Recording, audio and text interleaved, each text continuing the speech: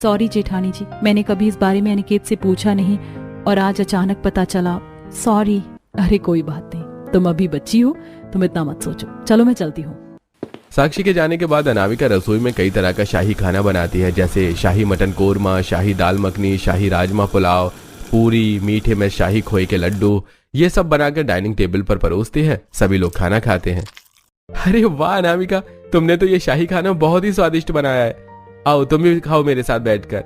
सच में बहू के हाथ का ये शाही खाना खाने में स्वादिष्ट तो लग रहा है, लेकिन मैं इसकी तारीफ नहीं करूंगी क्योंकि मैं तो चाहती हूँ ये लड़की इस घर से जल्द चली जाए।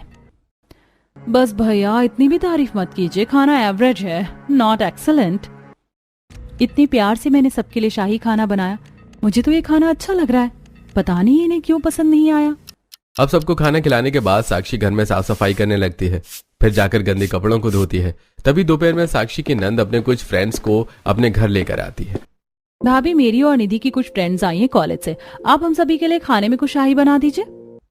हे भगवान, कल से अब तक शाही खाना बना बना कर तो मेरी कमर टूट गई है, पर अभी तो जस्ट मैं कपड़े धोकर उठी हूँ।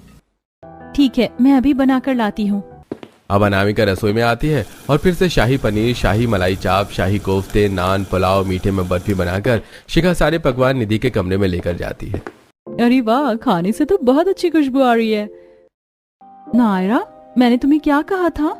अरे छोड़ो, मैं क्या कह रही थी। भाभी, हम लोगों के लिए ना आप शाही चिकन बिरयानी बना दीजिए, हमारा नॉनवेज खाने का मन कर रहा है। अच्छा रुकिए, मैं बना कर लाती हूँ।